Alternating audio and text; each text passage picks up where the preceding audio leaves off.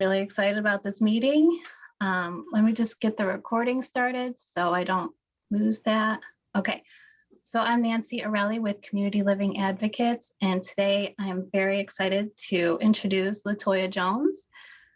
She is the Regional Healthcare Advocate for Syracuse and Central New York with the Healthcare Education Project. Ms. Jones leverages her talent as a nurse, coalition builder, and social change agent through her active participation in various organizations. Currently, she is the co-chair of the Central New York Regional Healthcare Equity Task Force and is currently pursuing her master's degree in public policy. Today, we are having her come on and speak about COVID-19. And with that said, Latoya, I would love for you to go ahead and take it away. Good afternoon, everybody. I'm just going to share my screen. Can you all see my screen? Yes. Okay.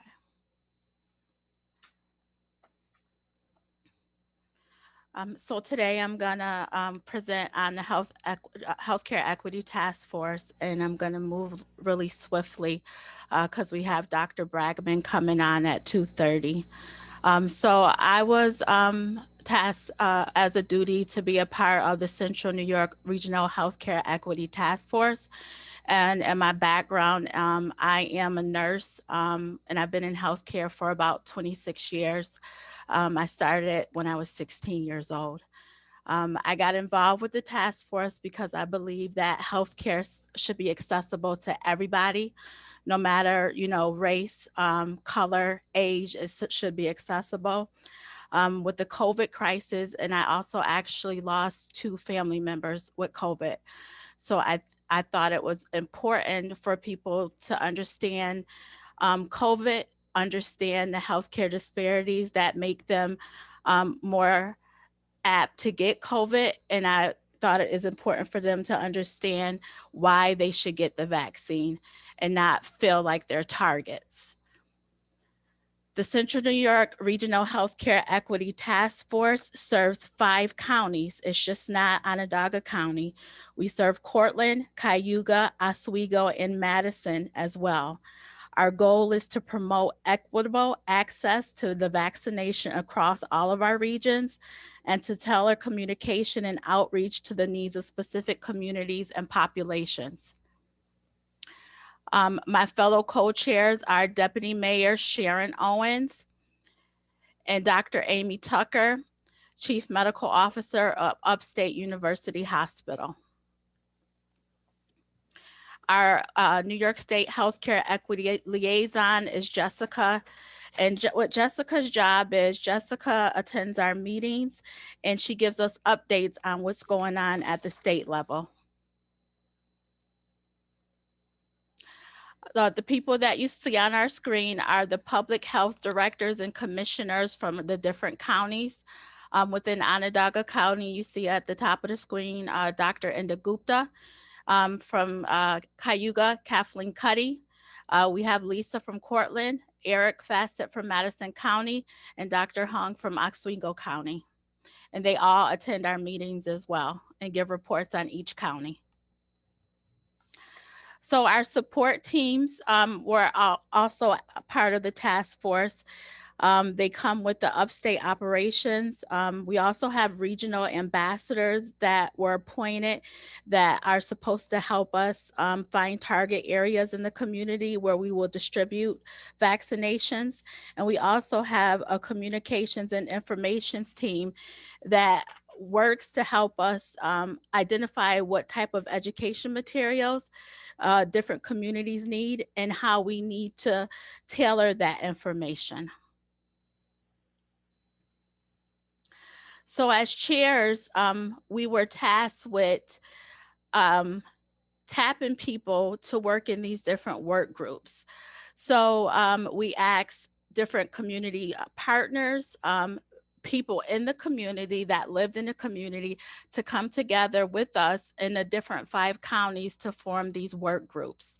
So we have persons with disability, education, And the education is, our school districts along with different districts in Oswego and other areas. We have community health providers. We cover mental health.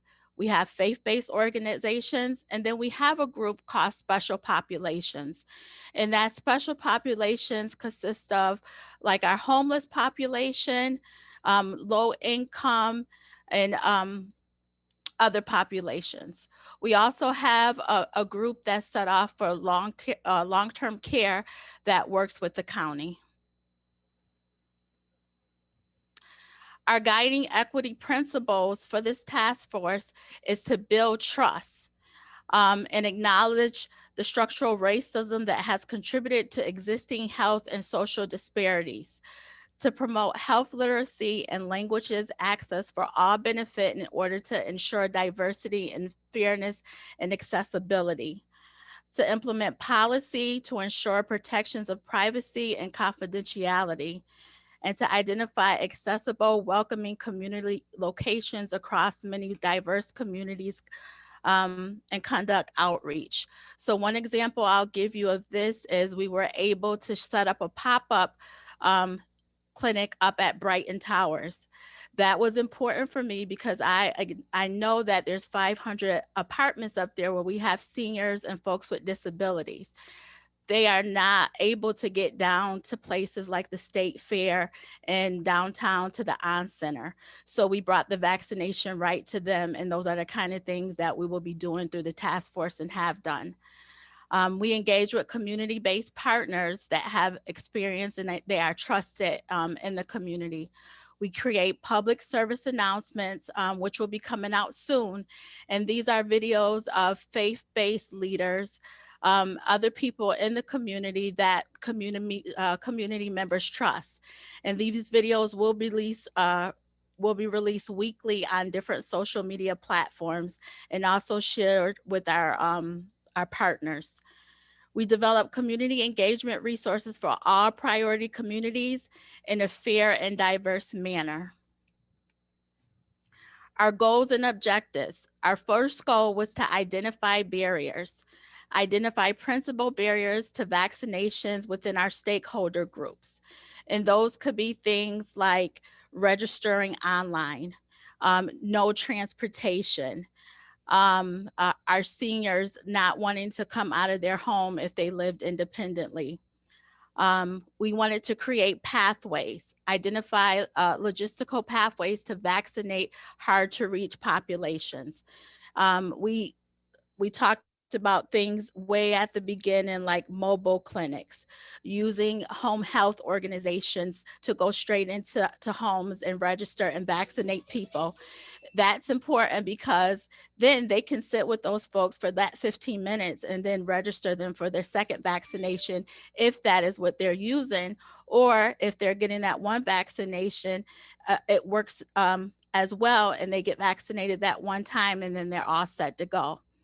The number three, we wanted to deal with the hesitancy issue. We wanted to recommend how to best reach people in specific population groups to take a vaccine and a hesitancy survey. So what we did was we put out a survey to find out why people were hesitant in certain populations with taking the vaccine. We all know in history where certain populations don't feel like they get the same access or are treated the same way when they access healthcare, but also with different testing experiments that were done in history, and also certain populations feeling like they're targeted. But what we have to do is educate those populations to make them understand that they have some of the top health issues that will make them get COVID-19, and that's why they need to take those vaccinations. So that's what we work together as work groups to do. Number four, communication. Identify preferred communication and inform messages and channels. So our groups had to identify ways to get to our community, and it can't just be online because everybody doesn't have social media. So we had to come up with plans to get to folks on the ground, at food banks, different places like that, going right out in the community in a social distancing manner. These are some of the barriers that were part of the survey that came out of it. Mistrust, connectability, availability. Right now that is changing. Transportation, misinformation. That is the thing, because people will not read articles completely, but they will post them. And then everybody, jumps on the bandwagon, and they don't read what the article is completely about. So that is a big issue. The achievements so far, we've had pop-up clinics throughout the region. We continue to get vaccine into hard to reach places. At the recommendation of our Equity Task Force early, these clinics were held at People's AME Zion Church, Boys and Girls Club in Syracuse, as I mentioned, Brighton Towers, Dr. Weeds Elementary School, Onondaga Nation Fire Department, Rescue Mission, the Tower Senior Living, Toomey Abbott Towers, and Tucker Missionary Baptist Church. We also will be holding a vaccination this Thursday on the west side at Victory Temple Fellow Church. We are also doing mobile clinics. Mobile clinics were highly recommended. There were 3 mobile clinics that have occurred and have administered 113 doses so far. Whole-bound clinics, as you see, they are going on right now in Onondaga County. Those were something that we suggested at the beginning. Transportation is being dealt with now. We have Central that has set up a ride program, and Jubilee Homes has set up a ride share program with Lyft. So that's helping some of our populations. With communication, as I said previously, we have 27 video testimonies that will be rolling out. They are in English, Spanish, Arabic, Vietnamese, Nepali, and they will be going all over our platforms and our community partner platforms. We are going to continue to have different forums to dispel the myths and misconceptions about the vaccine and deal with the hesitancy issue that we have across all 5 counties. The Healthcare Equity Task Force Communication Group helped to establish a COVID vaccine information hotline and website as well. The hotline has had about 10,000 calls and answered an average of 30 emails a day and approximately 22,000 web hits. And this last slide is just the COVID vaccine information hotline. I'm just going to stop sharing here. Do you guys have any questions about the task force?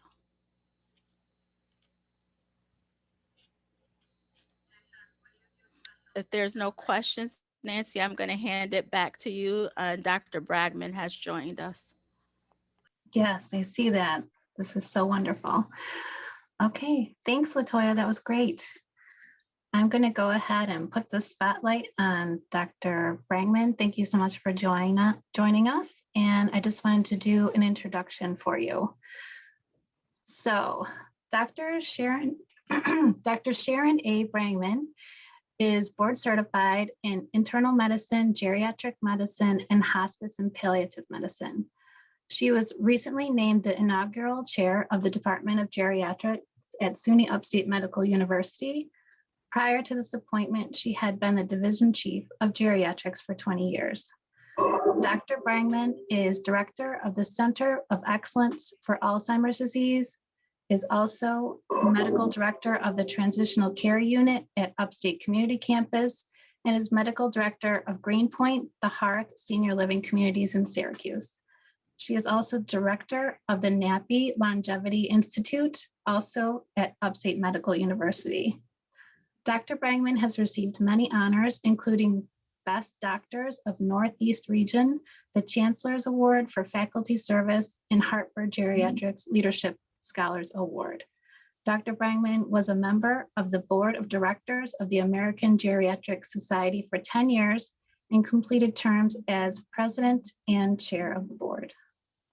And with that, I'm looking forward to everything you have to say today. I'm ready to take a nap now. That's it. I'm done. Oh, thank you so much. Well, thank you. I see some familiar faces here. And I guess I don't know if this is more going to be like question or answers that you might have about the vaccine itself, but I can tell you that I've been working with Latoya and others to try to get the word out about the vaccine and how it's safe and how well it works.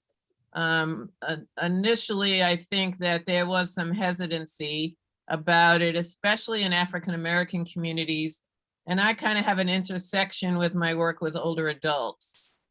And it was not always a complete hesitancy issue, and especially since I began doing series of talks with different community groups and organizations and churches, I found that once people got information without a lot of medical jargon in it and they had their questions answered, people wanted to get the vaccine.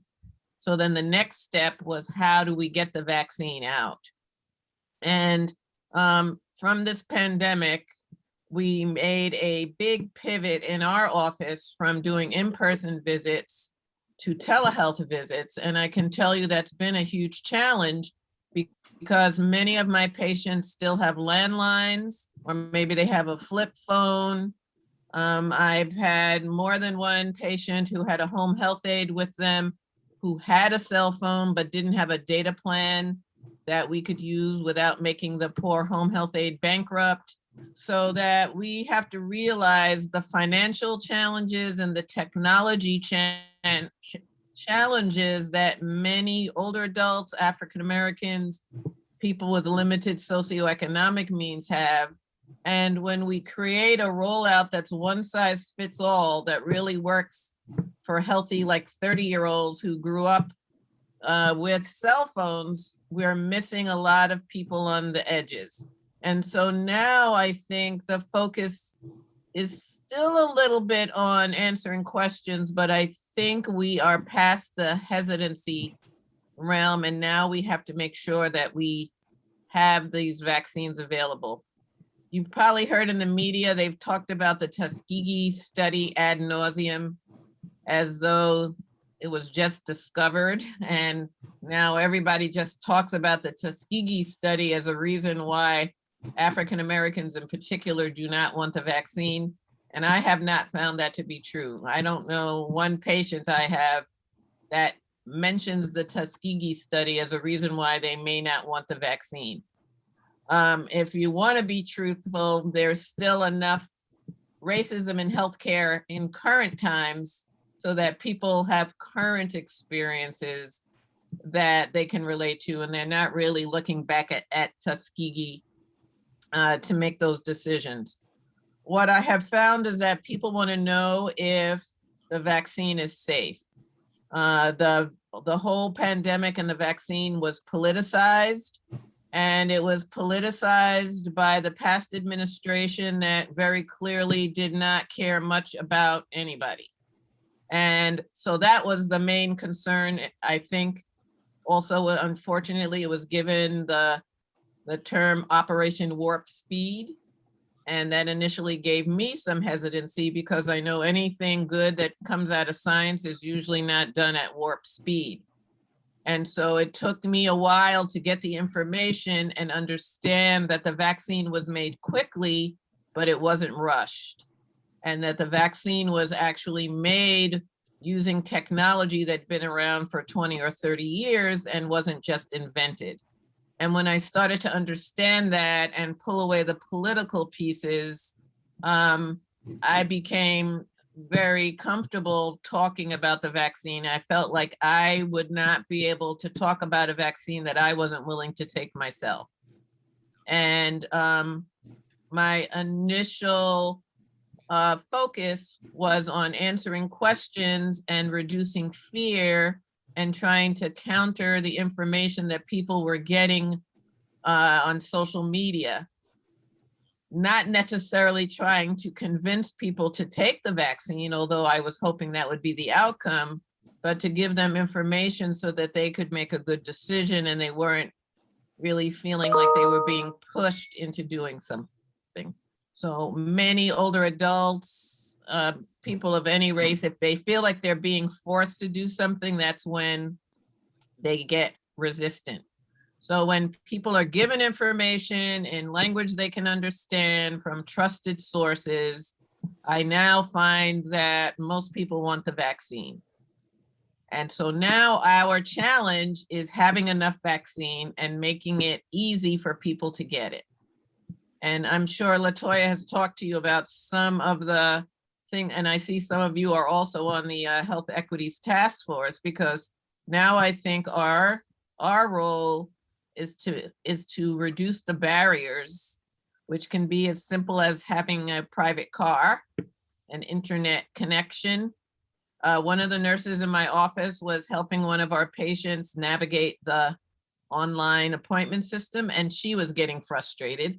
She got to the end and the system froze or whatever, and by the time she got back on, all the slots were taken. So that's an example of some of the frustrations people have been experiencing.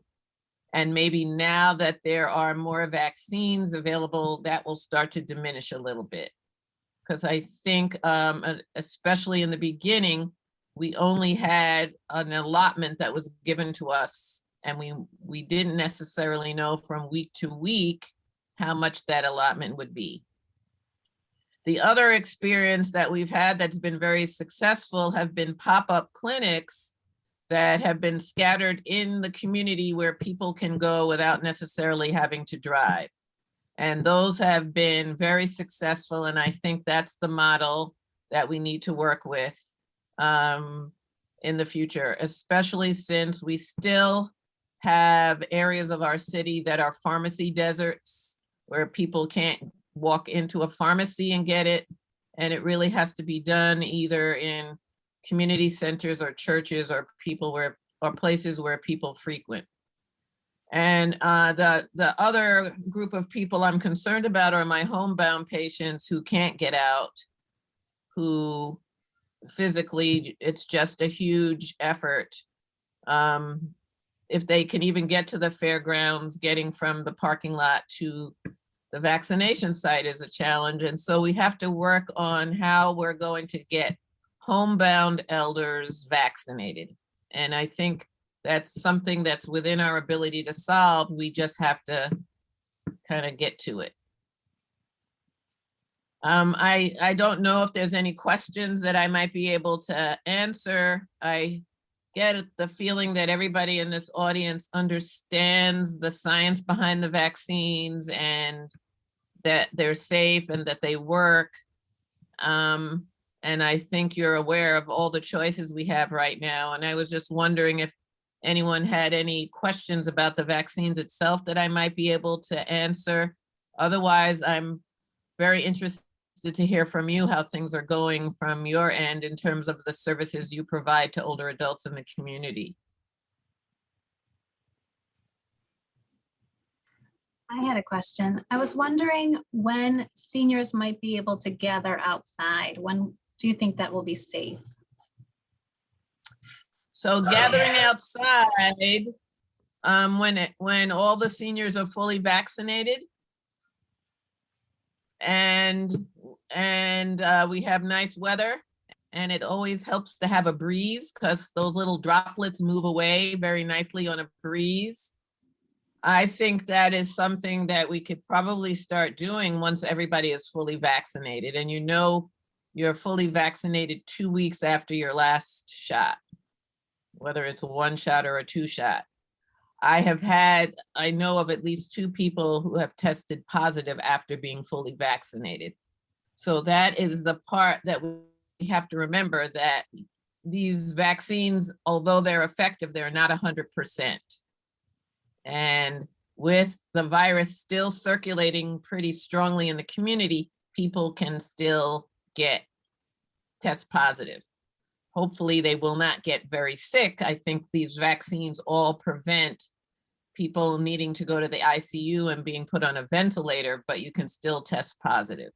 So being outside is ideal. I'm not sure when people are going to be comfortable sharing indoor air with each other, but from the guidelines that we have now from CDC, small groups of people who are fully vaccinated can now share indoor air together. Hopefully that will be people in the same family or people you're familiar with. But once you're outside and it's a nice breezy day, I think you have a lot more flexibility in gathering with people. I still would not go out with huge crowds, and I would still be careful about maintaining social distance. Dr. Brangman, I have a question, and you may have already answered it, that you can test positive once you've have received both doses of the vaccine. So then you also can be a carrier, correct? Yes, so no vaccine is 100% protection. And the Pfizer and the Moderna vaccines offer 95% effectiveness, but that can vary from person to person. So one person may get a 75% response, another person might get an 85% response. Those responses that we hear are the general averages. And there is a lot of indication that we are likely going to need booster shots at some point. These do not offer long-term protection. We don't know what that window is. I read an article that suggested it could be 3 months, which made me kind of moan and groan because I can't imagine if it's only 3 months what that would mean.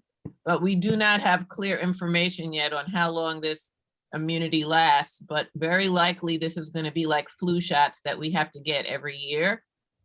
And with the different variants and strains that are circulating, they will have to be tweaked to cover the current strains. So that is something to remember. And yes, you can still test positive. It seems less likely that you can infect someone, but if you test positive, then you could infect someone. And most of the transmission now is asymptomatic, meaning the person looks perfectly fine. They don't have a fever.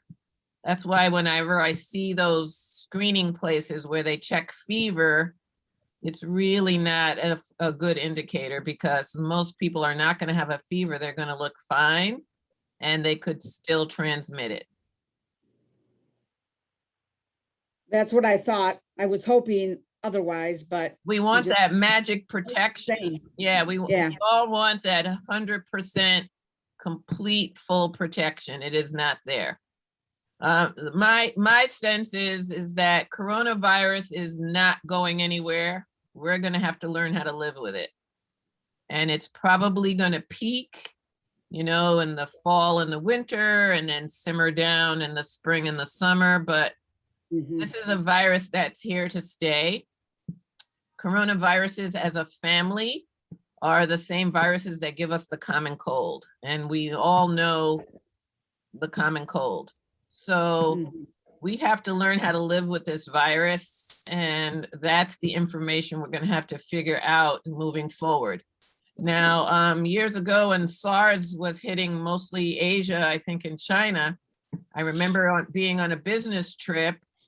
I was in an international airport and a plane had just landed from China and everybody got off and they were all wearing masks. So in China, it was very common to just wear masks. And I don't know if that's going to be something that we're going to have to live with to some degree. If this virus continues to circulate, and then it kind of spikes at certain times of the year, we may need to wear masks. I think that's a very likely possibility.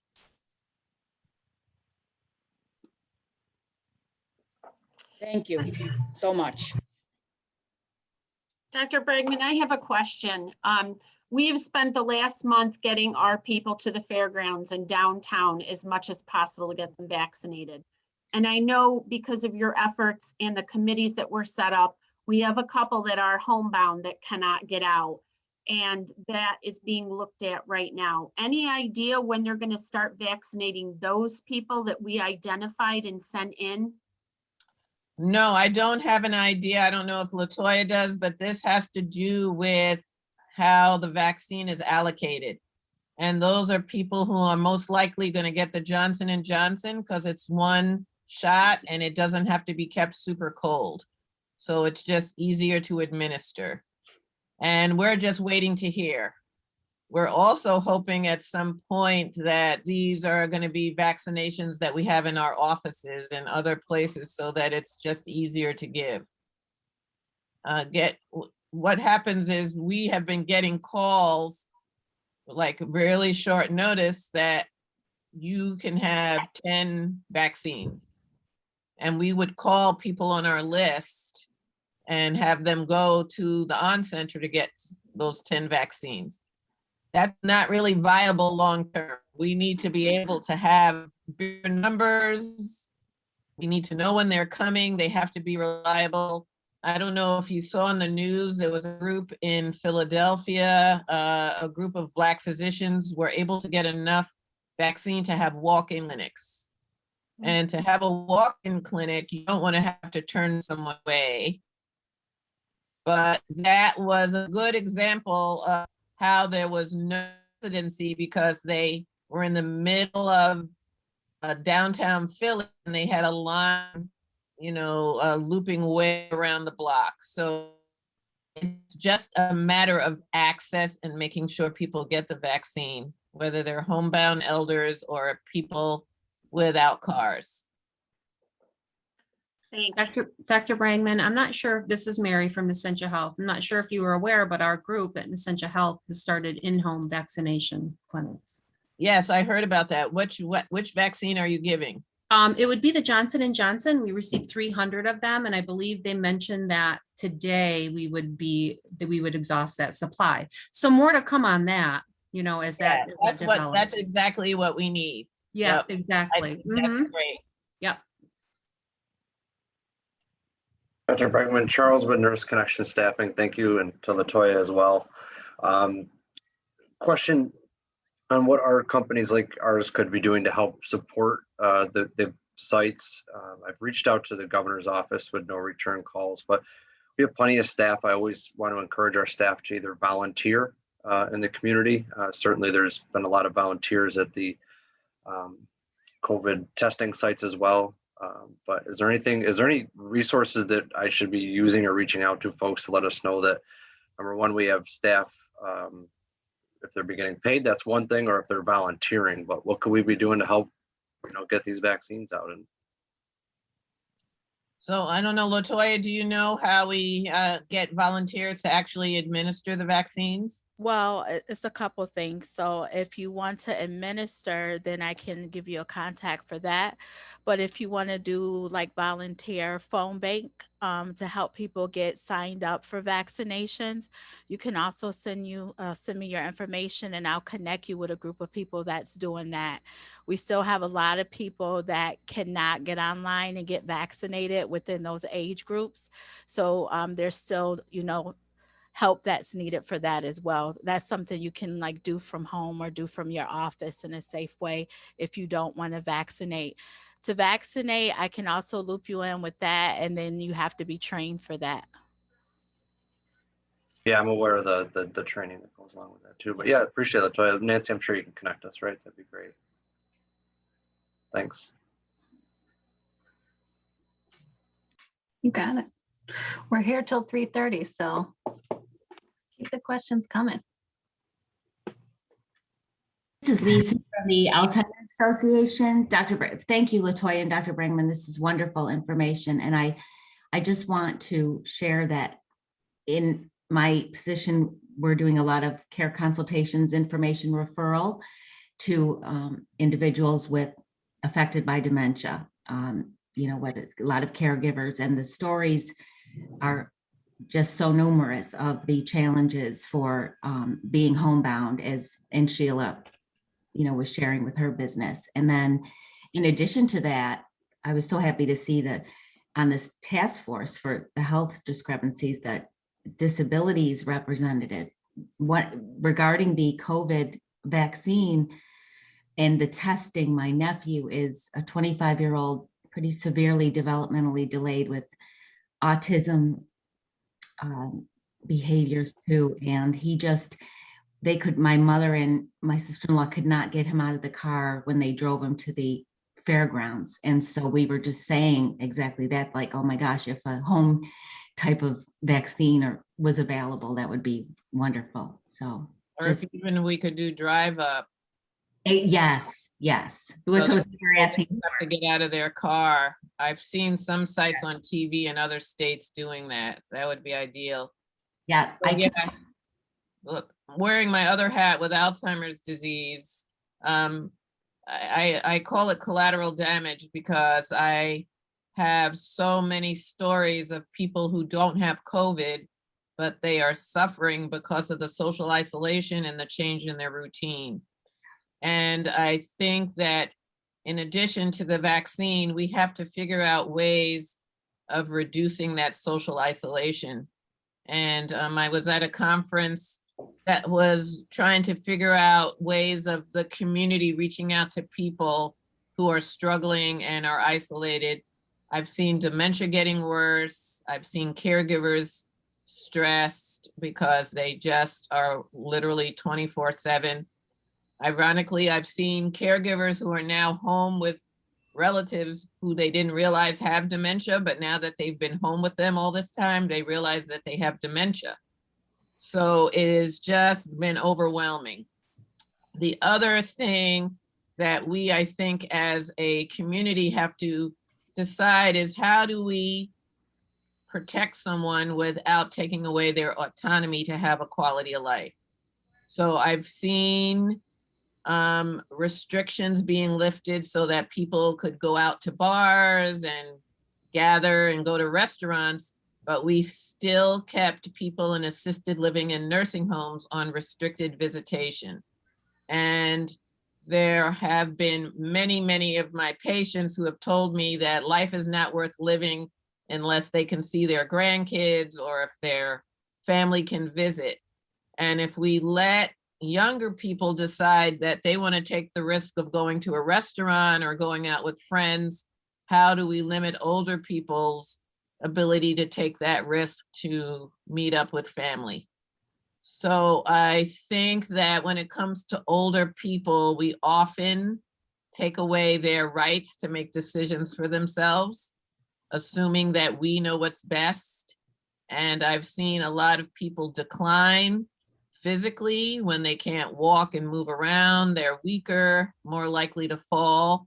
And then cognitively, when they've lost their social connections and visiting. And I mean, these are bigger ethical issues that I think in the senior services community we need to talk about.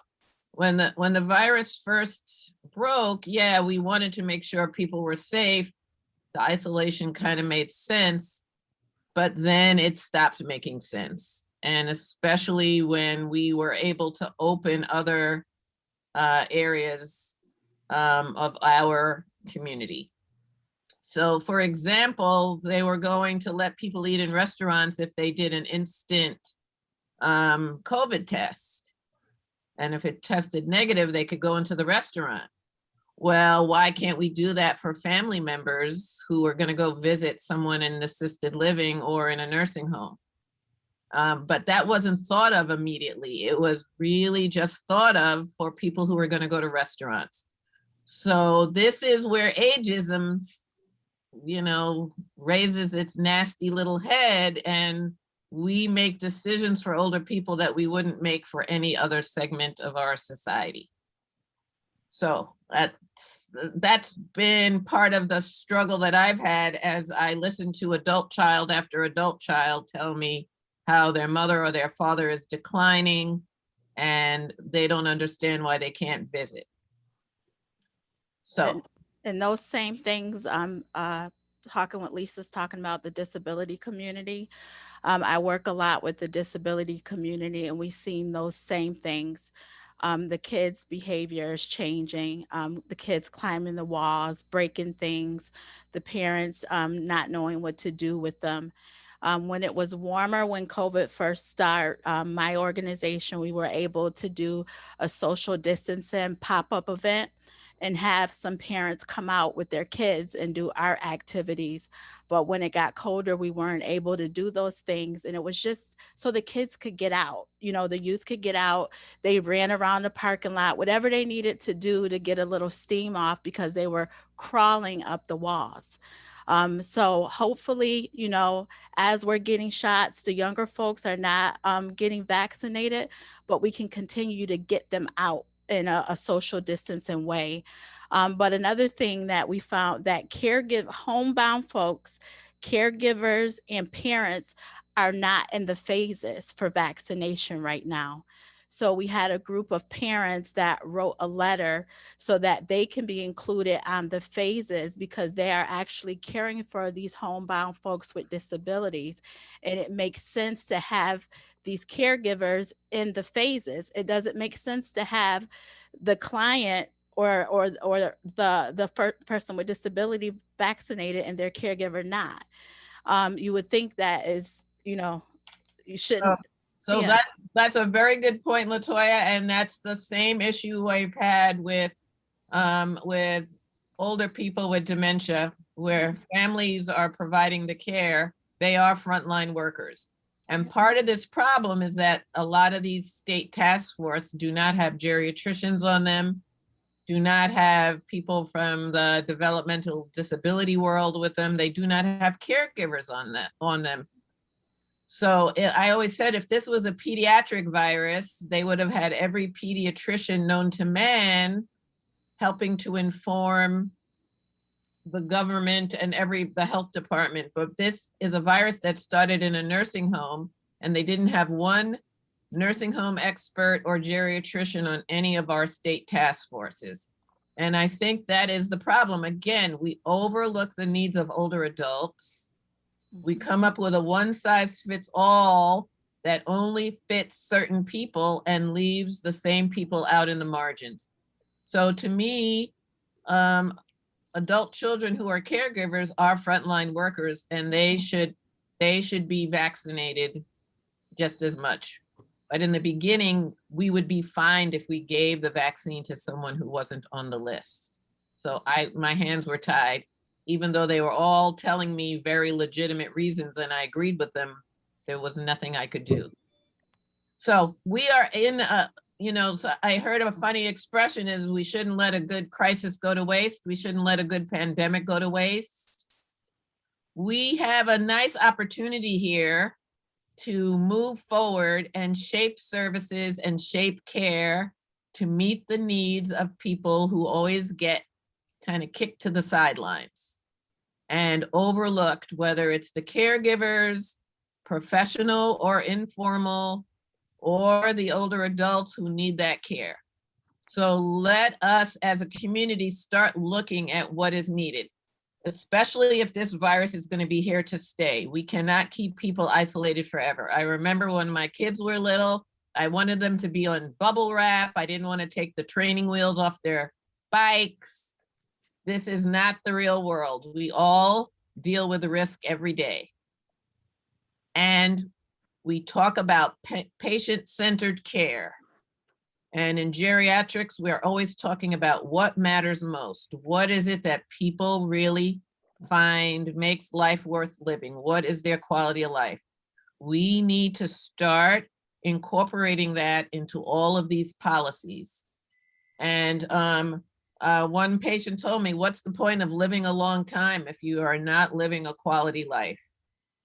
And if you haven't been able to see your grandkid or you're talking to someone through a window, I mean, that makes no sense.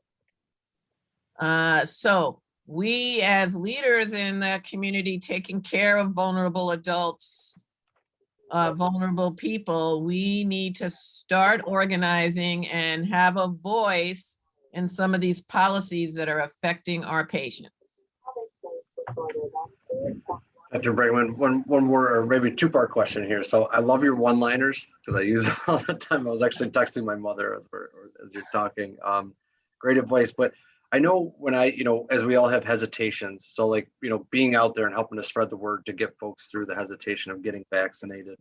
One thing that stuck with me is my neighbor who was a nurse, and she said, she was she got the shot because she was far more likely to die from COVID than she was from the vaccine itself, right? So I had her in the back of my mind through much of this. But any other, one-liners, like you said, that we can do to help spread the word and the work that you and Latoya are doing, in your communities as well, to help alleviate some of those concerns?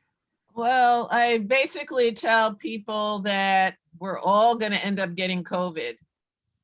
It is that pervasive. So if you've been able to avoid it so far, that's great. But right now, people are getting it and they don't know how. It is everywhere. So if you want to keep taking your chances, then that's kind of playing a very dangerous game.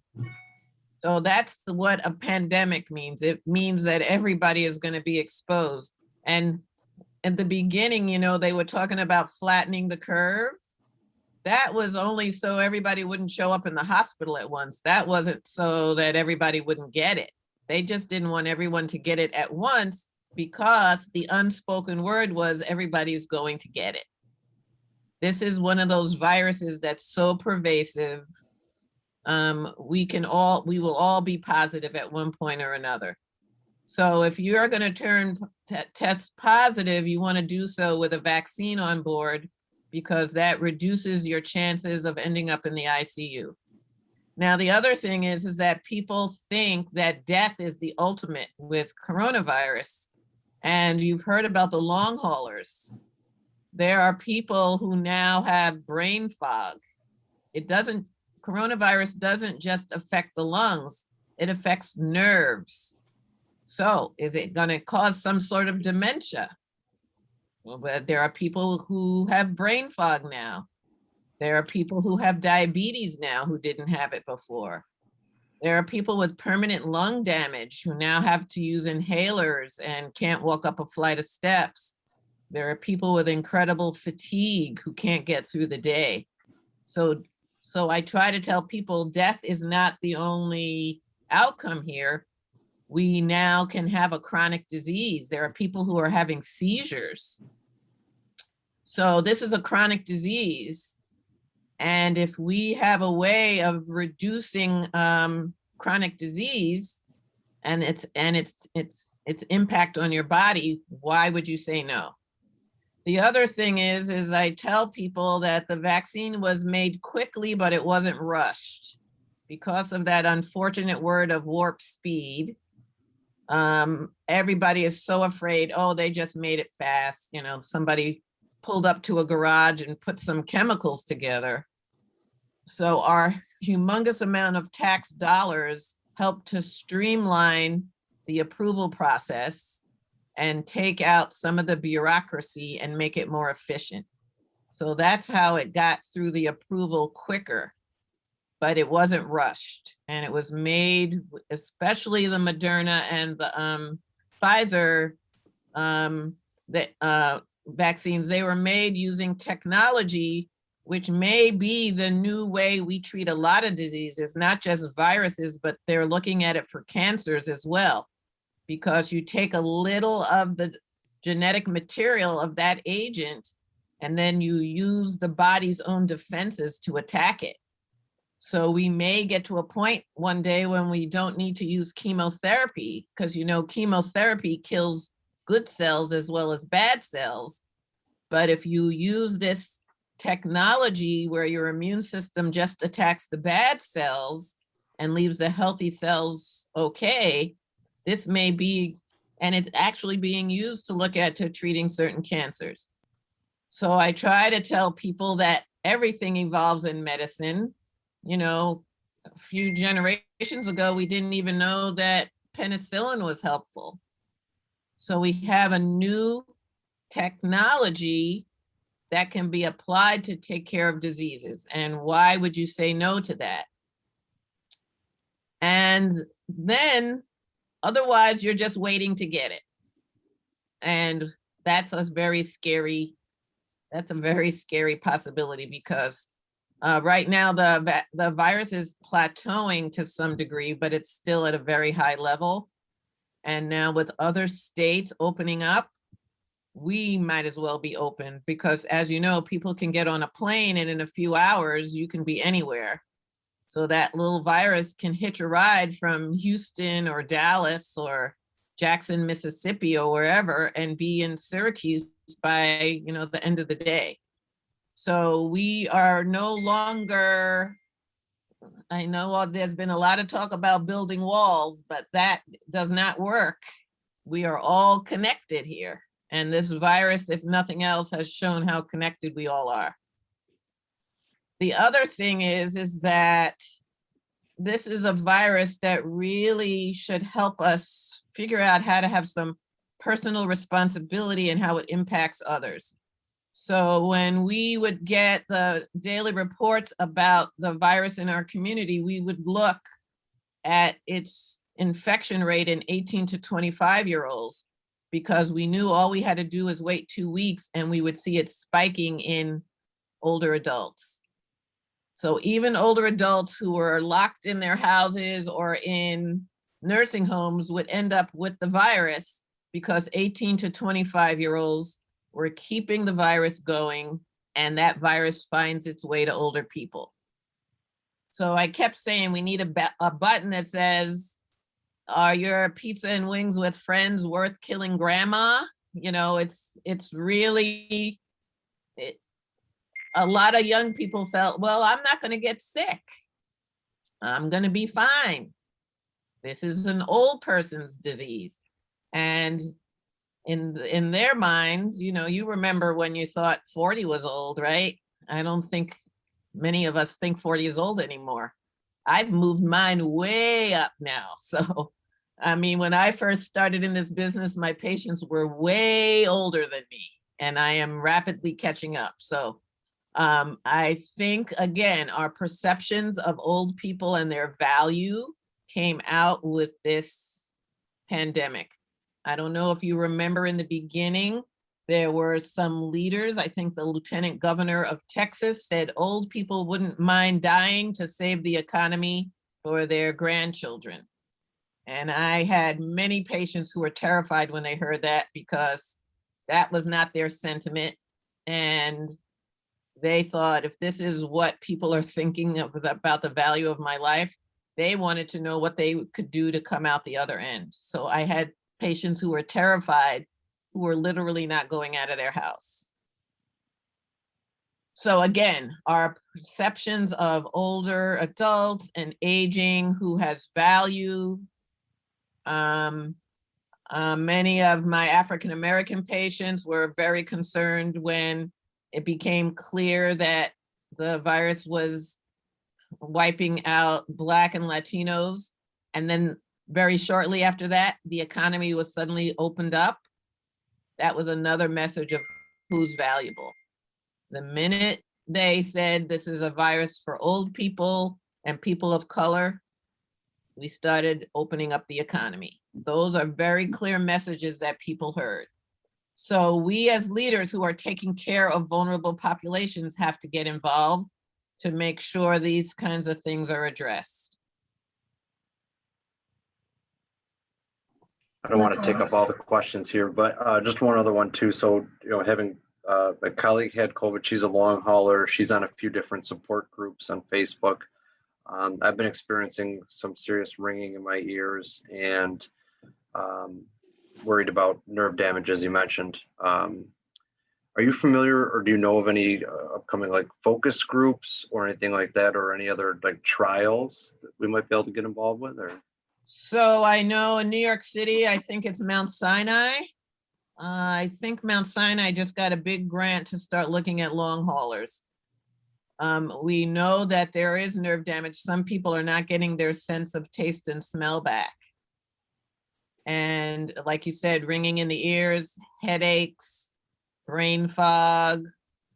So yes, we're starting to see long haulers, and there are clinical programs popping up to start addressing it. And I'm not sure if it was Mount Sinai, but I think it was Mount Sinai in New York City. So that might be a resource. Latoya, I think you wanted to add something. Yeah, So for me, the last thing I want to leave you all with is for your friends, for your family, or your staff, if they choose not to get the vaccine, I just would encourage them not to discourage anyone else. That is a huge problem. Have them let them know that's their personal choice, but don't discourage anyone else from getting the vaccine. So there was a question that I get asked is, can employers mandate their employees to take the vaccine? This is particularly in nursing homes and hospitals where there are still nurses and nurses' aides and others who do not want the vaccine. And my understanding is right now, all of these vaccines are under emergency use authorization. But when they are officially approved by the FDA, then employers can mandate it, just like they mandate a flu shot right now. So from what I understand, the paperwork is being completed by all these drug companies to make these fully approved interventions and not emergency use authorization. So we may come to a point where employers start to require that everyone who works for them gets vaccinated. And I know that's probably going to come up a lot with legal challenges and personal issues. You know, there's a very active anti-vaxxer movement. But I know at Upstate, we've had requirements to take the flu shot every year for years now. So that may be something that we see happening. Talking to colleagues in the nursing home setting, whereas the residents have had very high vaccination rates, some of the nurses' aides have not. And if you look at who the nurses' aides are, they're mostly women of color. In many communities, they are new Americans and may not have good language skills, and they are not making a lot of money. And in some cases have been exploited or disrespected by some big nursing home companies. So there may not be that trust that something is being offered to them that is to their benefit. So that's another thing that may come out of this whole pandemic, is the value of well-paid staff in taking care of older adults. That means we have to figure out a healthcare system that really pays for appropriate care for older adults. We've had a Band-Aid approach for years and years. I've spent, my entire career helping families who are frustrated with the healthcare system not covering what they needed and helping them piecemeal together care plans, which have all been highlighted now during the pandemic. So again, we have to take some leadership here in making sure that this care is appropriate. Dr. Brangman, I had a question about prevention and about, I know I heard at some point that maybe people with a certain blood type weren't getting it or weren't getting it as much. And, people with comorbidities have more, they just have more disease. Is there any way through maybe nutrition and lifestyle or do you know anything of those ways for prevention, or do you know any more information on it? I've heard, blood type may not be as susceptible. I would not count on anything right now. It may be that people who are healthier will get less infected, but then you hear people who were otherwise healthy who are dying or left with chronic disease. I think this is out for discussion. The theory is that when you have chronic diseases, your body is already stressed trying to maintain equilibrium.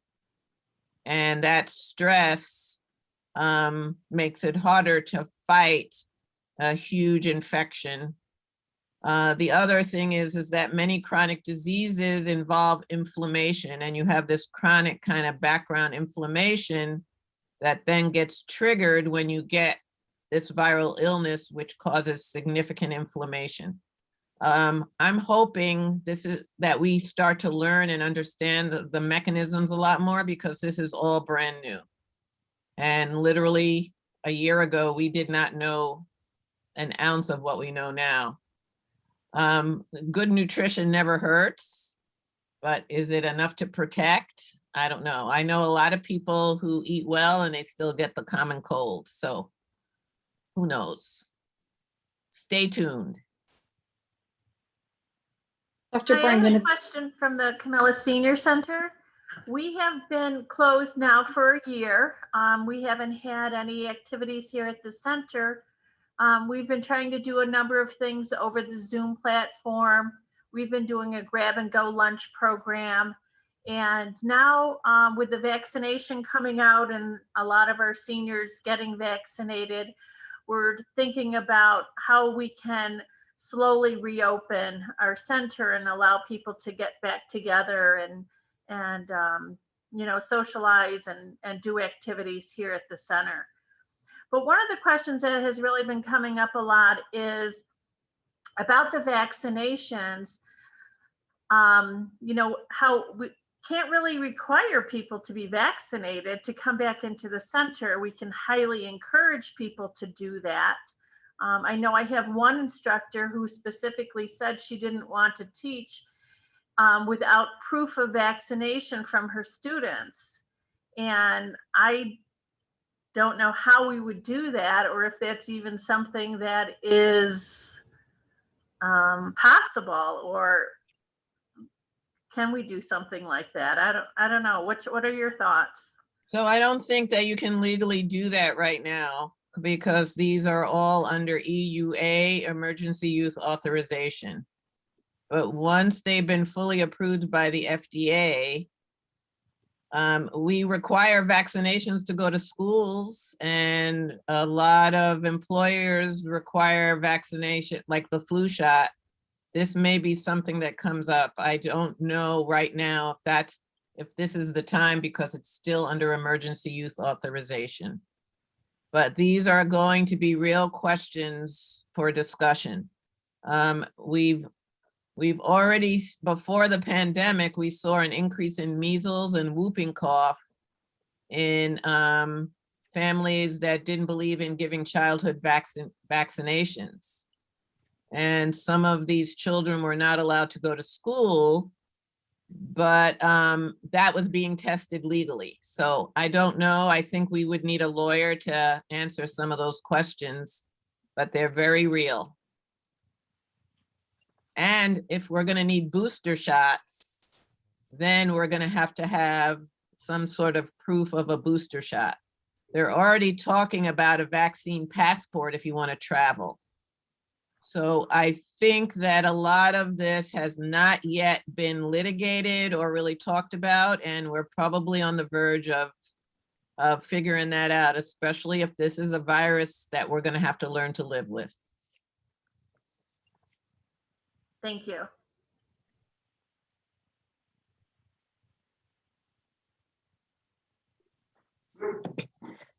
I just have something to say that thank you, Nancy and Latoya and Sharon, for being here today and just having these conversations. And if there's any opportunity to be part of any kind of task force or ongoing group to address all of the paradigm shifts that you mentioned that need to be happening, I would love to be part of that. I'm the director for the Community Resources for Independent Seniors. And right now, the biggest part of our job is providing accurate information and referrals. And most of the seniors that are calling are in that age bracket where they do not have technology and they don't have transportation. And like you said, the issues with their caregivers. But right now our volunteer medical transportation is going to be starting up again. So if you know any seniors who need medical transportation to get a vaccine or to get to their appointments that they haven't been to in over a year, we are available for that. It does require an application because we cover them from our insurance, but it's really quick and easy. And I'll put my information in the contact chat so you guys can contact me there. The other thing is we're really addressing isolation and depression, because a lot of those seniors that we work with have been in and isolated for an entire year. And so we have volunteers who are trying to reach those seniors and do simple things like make cards and phone calls. So if you have seniors that you're working with that just need a little bit of sunshine, we have other seniors who are looking to be active and engaged without having that physical contact. And the last thing I'll say is a lot of the seniors that we're talking to that are our active volunteers are excited to get their vaccine. They're having vaccine dinner parties. So they've been vaccinated and then they get right together. They're having huge dinner parties. They're going out to restaurants. And now that spring break is coming up, they're having their grandkids come and stay with them for a week from all different states. And I'm not sure what you think about that, because these kids have not been vaccinated and they haven't seen them in a year. I understand the quality of life, you know, how they're saying, I would rather hug them and get sick than not hug them for another year. I don't know. What do you think about that? So that, again, that's that risk factor. When you say big dinner parties and interstate, those are all risky activities. Right. So So they're weighing the risk versus what they would like to do. And they consider themselves healthy, active seniors, but they're definitely 65 and older, and they have all these other things, and they're sick of being in for this year. They're not our most vulnerable, but I am concerned that it's going to be, you know, and the children are not vaccinated. I don't know if you have anything to say about that. those are all concerns, and it's all risky behavior. Yeah. So again, if you're making that decision, we take a risk every time we get in a car. Yeah. So if you are deciding to do these activities, you have to realize there's still risk behind it. Everybody is tired of this virus, but we want the levels to go down, and some of those behaviors are gonna keep the virus alive. And that's the biggie. We want these levels to go down so there isn't so much transmission in any community. I heard with dismay the other day that more people traveled and were cleared by the TSA than ever. And these are all people who are helping to keep the virus alive. So we're not done yet. This virus is still here. And yes, the vaccines provide hope, but they're not 100% of the answer. In geriatrics, there's never one thing that's a solution. It's always lots of little things that come together to make a solution. And that's true with this virus.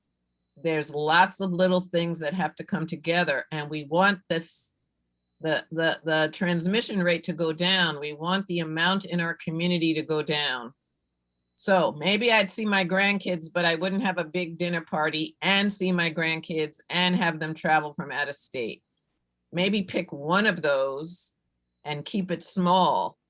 It's not all or none, but when we go from 0 to 60, we're just keeping this virus alive and keeping us all from getting to whatever is going to be normal. And as far as the task force, if you put your information in the chat, I can add you to one of the work groups. Or you can reach out to me and I will connect you up as well, just in case you can't catch them all in the chat. Okay. Nancy, you can just send them to me if you want, and then I'll get them added to specific work groups in the task force. Sure. And I just want to reiterate what, I can't remember who said it, but yeah, if you guys need help getting the word out, or, you know, sending letters to lawmakers or whatever you need, please, you know, come back to this group and let us know, because we want to help. But with that, if there's no more questions, I would love to say thank you to Dr. Brangman and to Latoya. This has been such a valuable conversation that we've all been able to have with you, and I appreciate your time and your expertise. And we would love to have you again, maybe next year when this is all kind of a moot point, hopefully.